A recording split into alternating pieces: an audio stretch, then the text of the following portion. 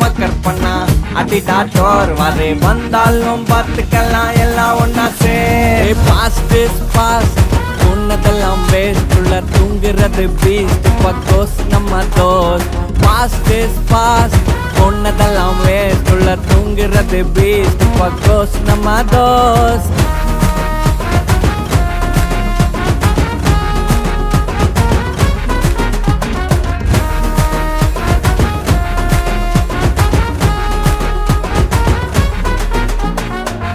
கூசுனா